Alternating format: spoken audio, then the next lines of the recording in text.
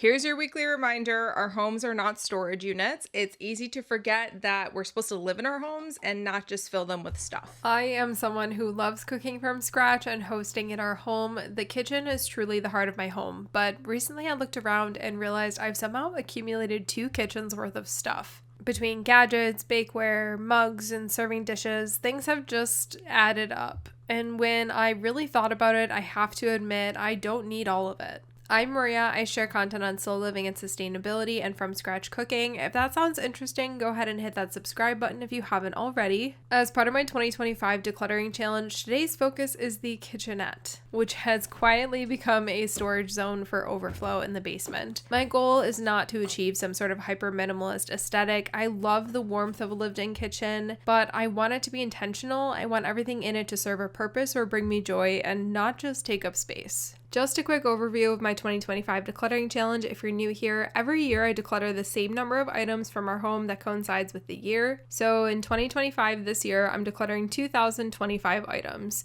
I am nowhere near that currently, so I wrote down the spaces that I needed to declutter and I'm going through them one by one. So far we've done my office, my bookshelves, and craft closet, and now we're doing the basement kitchenette.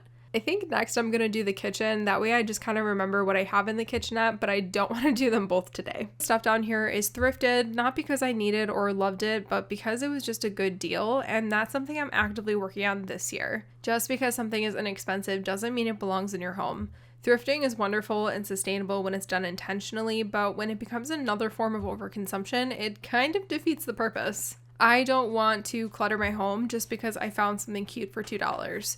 If I didn't truly need it or even want it, it was never a good deal to begin with. A lot of the stuff in this kitchenette is stuff that I do actively use and regularly use, but I just don't have enough storage space on the first floor in the kitchen.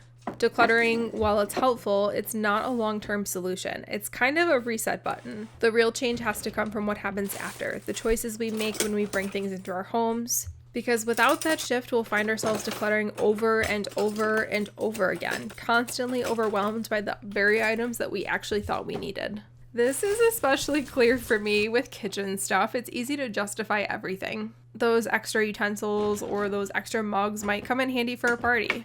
But if I haven't touched those items in over a year, why are they still here? Duplicates are also another trap. How many spatulas, mixing bowls, or baking sheets do I really need? A lot of this is just visual noise. Reminders of past habits or aspirational versions of myself that I no longer relate to. And it's tempting to hold on to things as a just in case, but that mindset often creates more anxiety than it solves. When every cabinet is full and every drawer is jammed and we have to dig to find the things that we need, our homes stop working for us and they start to weigh on us. Letting go of things, especially stuff that was gifted, that cost money, or came with some sort of sentimental attachment, can be really hard. But each item that I get rid of is space gained, not just physical space, but mental clarity too. A home that's easier to clean, a kitchen where I can actually see what I want, a space that invites me to cook. What I'm aiming for is not scarcity, but it's sufficiency.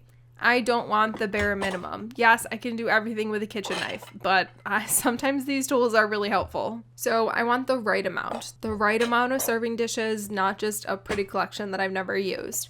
The right tools, the ones that I reach for weekly, not gadgets that seemed exciting in the store but never actually left their boxes. And this is about being honest with myself about what I use, what I need, what I love, and more importantly, what I don't need. Our homes are reflections of values and our habits. If I want my home to reflect peace, purpose, and intention, I need to fill it with those things. This kitchenette declutter is one step in a larger journey, a journey to consume more consciously, to live more simply, and to be more present in the spaces that I care about. I need to change the way I spend my money because that's where the cycle begins. If I keep buying more than what I actually need, I will keep decluttering forever, and that's not how I want to live my life. So today, when I was decluttering, I asked myself the hard questions. Do I need this? Do I use it? Did I buy it because it actually added value to my life, or did I buy it because it was on sale? Am I keeping it out of guilt, fear, or habit? And when I answer honestly, I know what to do. This is everything that I was able to declutter out of these cabinets, and I'm pretty proud of my little stack. I decluttered 35 items total, which isn't a high number. I didn't count all of these individually, but it is kind of a big pile, so I'm happy with that. And almost all of this was thrifted.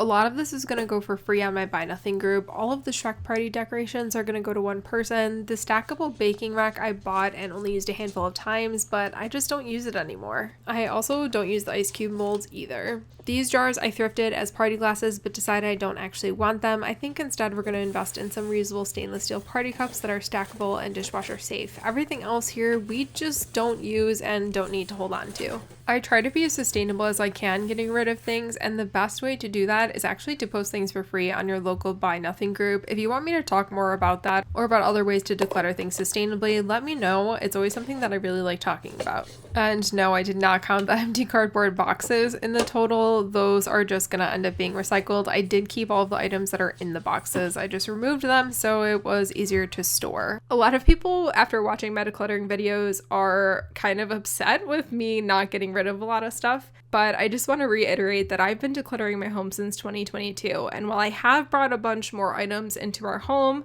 I'm also kind of running out of things to declutter because I've narrowed down to what I actually use, which is good. I'm starting to feel that I'm getting my home back with every single declutter that I do. So I think after I finish my decluttering list, I might not have any more huge space declutters to do, which is great. I've been thinking of these mini declutters as almost refining what I'm keeping. I've done the huge throw everything out declutters. Now I'm just refining and getting rid of what I thought I really needed to keep in previous years, but actually didn't. When we got married, we opted to not have a bridal shower to help reduce waste. My thought was we were already in a home and had a lot of things already. We didn't need more. And anything that I thought I needed, like glass partyware, I could just thrift instead. But I think I got caught up in the idea that we're setting up a home and it's expected to have these things like fine china and nice dinnerware, but if we're not going to use it, then we don't need it. So a lot of these things, especially glassware, I thrifted because I thought every home had it, so we needed it too. But I'm working on decluttering what we don't actually use, which I guess I'm kind of glad it was all thrifted by me, because if someone gifted all of this, I would have a hard time letting it go, I think. This year I've actually fixed my consumption, and I'm not bringing things in as fast as I'm letting them go. Have I done a complete successful 100% no buy year? No, but that's not what I intended to do.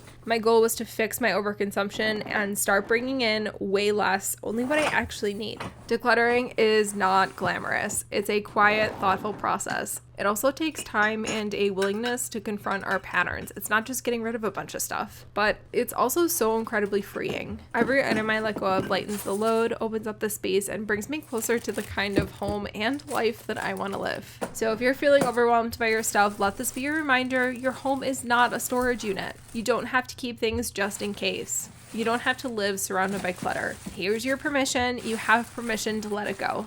And remember, the goal isn't perfection, white, sterile hospital room minimalism.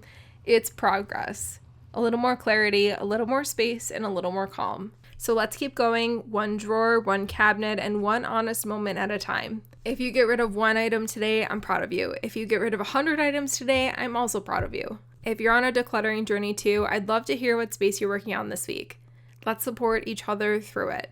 If you haven't already, hit that subscribe button and check out my other decluttering content if you need more inspiration. Like this video if you actually liked it. I use likes to determine what I should keep making content on. That's all for this week. We can get our homes back together. And if you want access to the free decluttering grid, go ahead and check out the description in this video. You get it for free by signing up for my free newsletter. That's all for this week. We can get our homes back together. Have a great day and see you next time.